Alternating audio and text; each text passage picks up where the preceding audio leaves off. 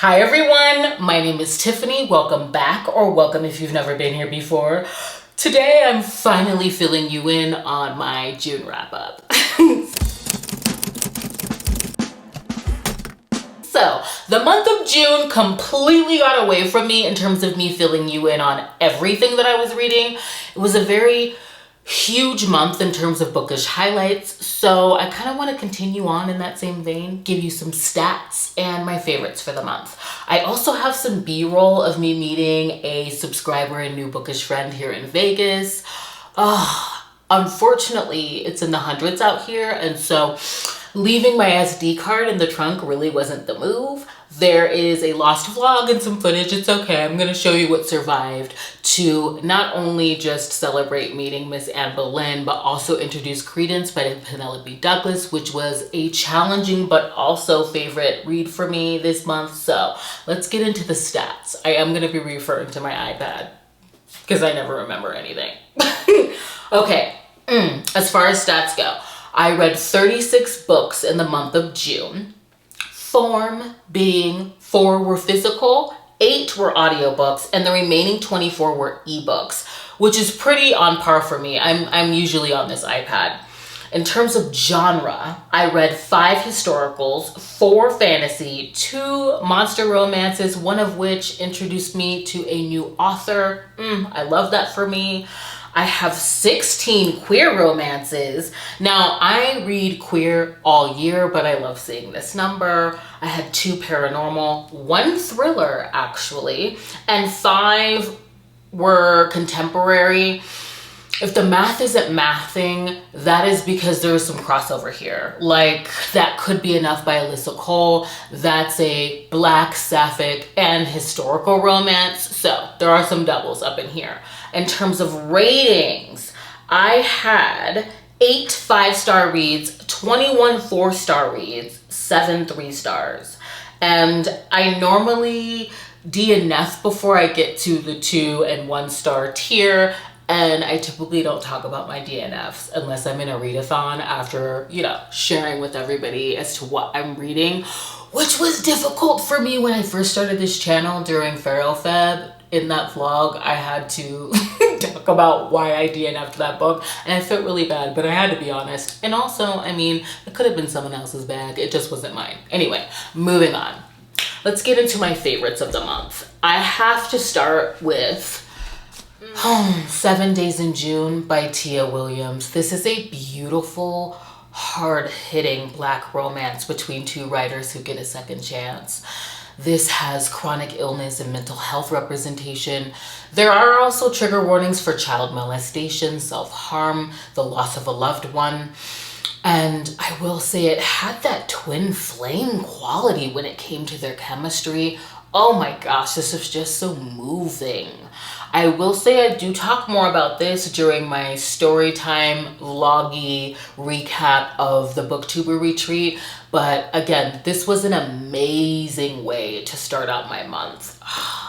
The next book that I have, An Heiress in Paris by Adriana Herrera. Oh my gosh, I am so excited for this freaking series. I fell in love with Las Leonas. They are a fierce and brazen group of Black Caribbean women. This book follows Luce. She is the heiress to her family's rum business and aiming to expand. She's basically trailblazing in an 1889 Paris, okay, where she meets James Sinclair, who is a Scottish earl who feels compelled to help her. He is just lured by her boldness and her beauty.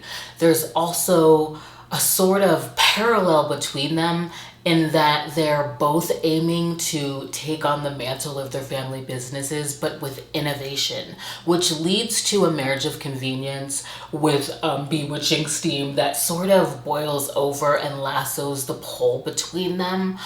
This also has a plot of vengeance and takeover, and I just love a reluctant falling. James is the kind of hero that is allured by her agency. In fact, he aims to pave a way for it, and I absolutely loved him. I cannot wait for the second book of this series. Her friends are just the badassery, okay? The brazen badassery. I loved this. Next, I'll say another favorite of the month.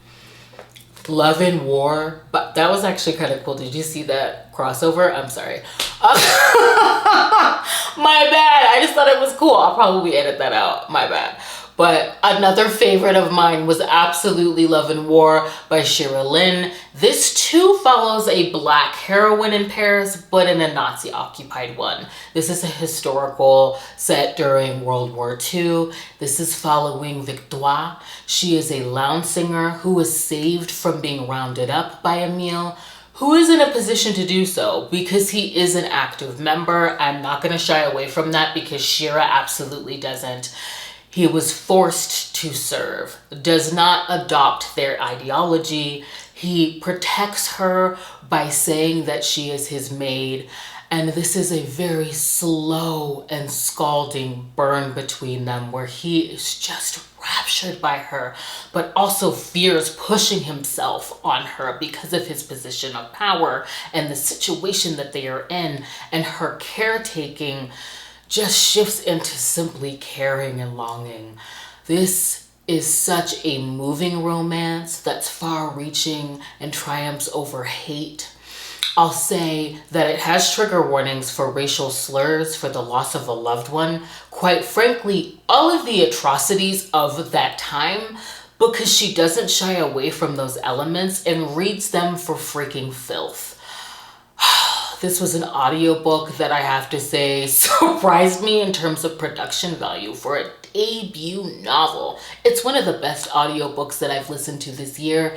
This is incredibly cinematic in the way that it's structured. And I absolutely loved it. This is a copy that I'm absolutely going to cherish. This was sent to me by Shirra. It is personalized and it's signed. I am keeping the personalized part to myself, but just the fact that she even watched my reading vlog, which I don't even know how that happened. I'm gobsmacked by that. And I'm very moved that she was so touched by me picking up her book. It was really generous for her to take the time to reach out and send this. This is another bookish highlight of the month. I am just so grateful that me gushing about her book on the internet moved her in that way. So definitely a highlight for me. Another favorite of mine was definitely A Daring Pursuit by Cate Bateman. I mean, this was a sensual teach me enemies to lovers romance. Heiress and Tristan have been needling each other for years, okay? They've both been donning this sort of level-headed aloofness while secretly pining for each other. Heiress has managed to provocatively avoid getting married for the last 2 seasons, and behind her confidence and sort of titillating garments that she uses to shock the ton is a secret that she's been harboring that could ruin her. And in her attempt to hide that secret, Tristan finds her in a very scandalous situation, which leads to an indecent proposal, okay, that places him in a position to finally assuage his interest in her. But it also gives him the opportunity to sort of prove her quest to live a quiet life free of carnal connection, to be one of great miscalculation. I just love how he takes this teach me sort of agreement between them beat by sensual beat, really drawing out the encounters between them.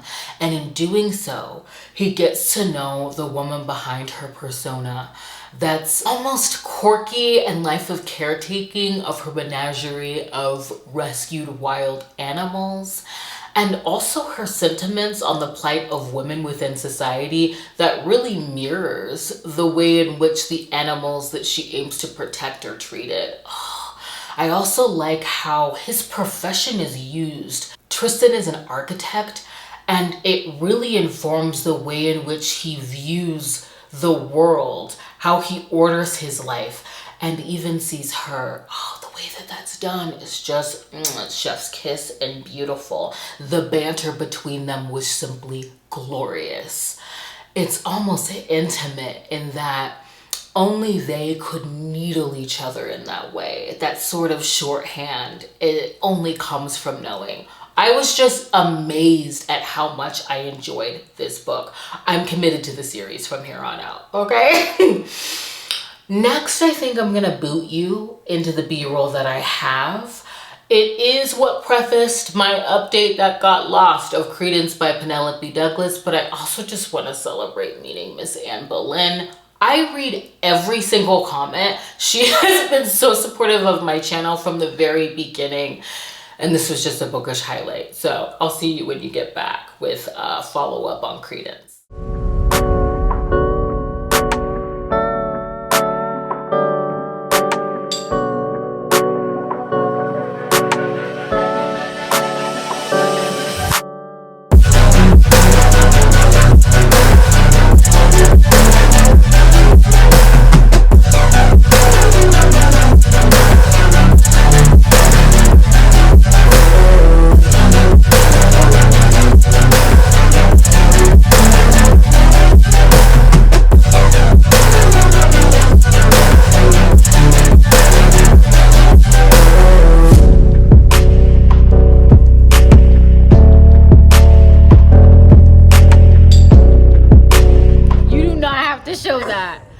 We had a good time. I made a new bookish bestie. I had to get her this. She was like so excited about it.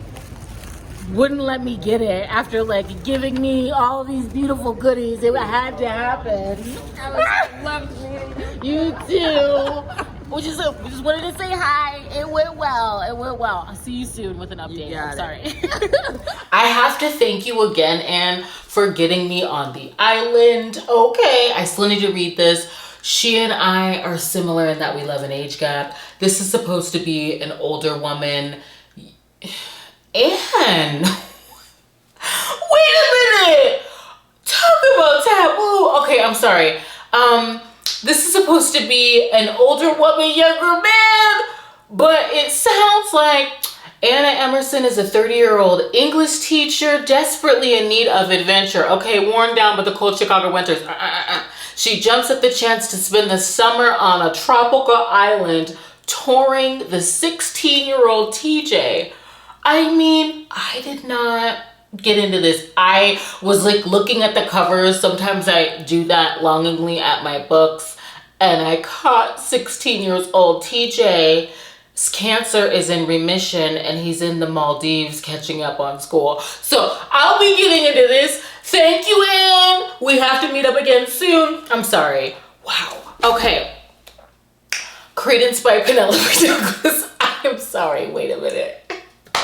I'm so excited for that freaking book. I'm back and ready to be professional. Credence by Penelope Douglas. Oh my gosh. I will definitely say that this is taboo. Sometimes I don't think that that moniker fits. But this story of Tegan going to live with her step uncle after losing both of her parents to potentially test out the possibility of guardianship, what she finds there with him and his two sons, her step cousins, emphasis on step, nothing incestuous happens in this book, but it is definitely taboo. I was not expecting Tegan to be as resourceful and strong. Strong as in vocal about her desires and her boundaries. Honestly, before Tori recently read this, it took me a really long time to pick it up because I assumed that this was going to be a coming of age story where she was so willing and eager to be passed around, really led by the heroes, and somehow that was supposed to be some awakening. I was really expecting it to just be spicy. I don't know why. But I'm so happy that I was wrong. Tegan does go to stay with her step uncle and his two sons, Caleb and Noah, in the Colorado mountains. They're out in the wilderness, which is perfect for her, being that she was neglected. I mean, completely ignored growing up. She's very antisocial, and she's also very counter to the superficial, angsty princess that Jake is expecting her to be. And quickly, I'll just say, I love the way in which Jake challenges her in this book, how her time there really helps her confront the real trauma from her childhood. Also, the grounding that she receives as a person while being there, and the fact that she ends up garnering everything that she's always craved.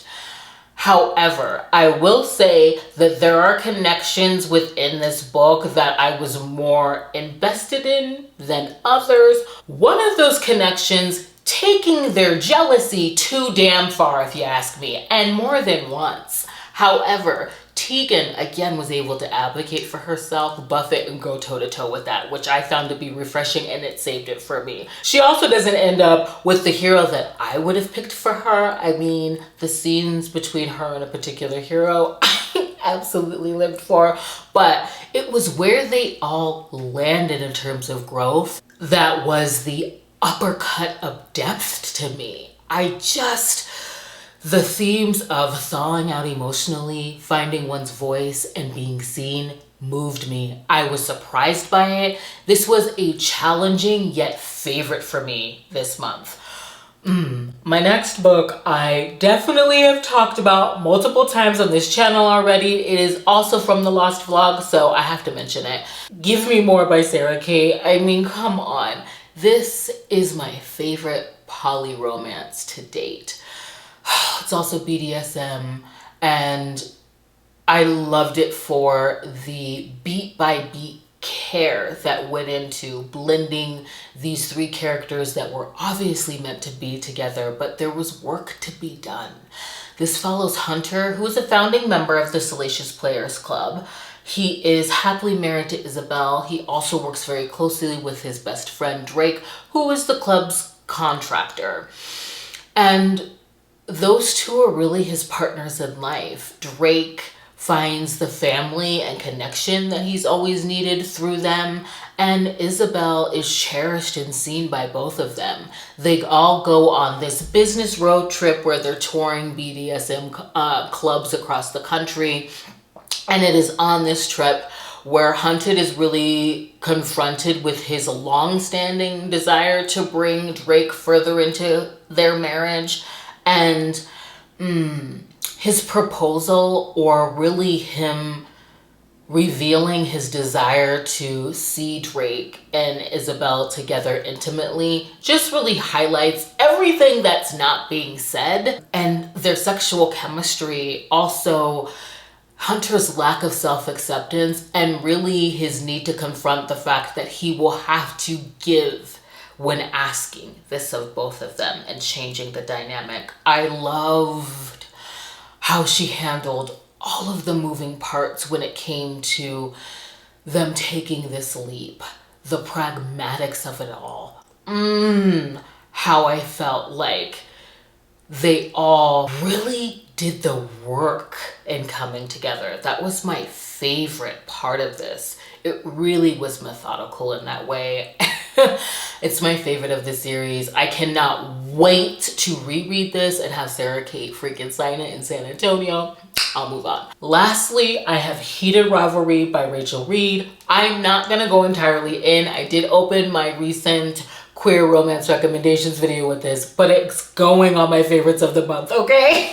This is an MM Sports enemies to lovers romance, enemies with benefits to lovers, okay? If Ilya and Shane were fabric, they would be leather and lace. This is a hard and soft mashup that seemingly shouldn't work, but just sings, okay? I loved their very public rivalry and private coupling that is just all too revealing, all-consuming, insatiable need that has very high stakes for their careers and also for their guarded vulnerabilities, and the chemistry between them simply does not care. I loved this. I'm absolutely obsessed. Spoiler alert, this book will be going on my favorites of the year so far, part 2, which I am refilming because that too was lost. Expect a recent reads from me video next. I want to thank you for joining me today. Please consider subscribing and sticking around, and I hope to see you in the next one. Bye.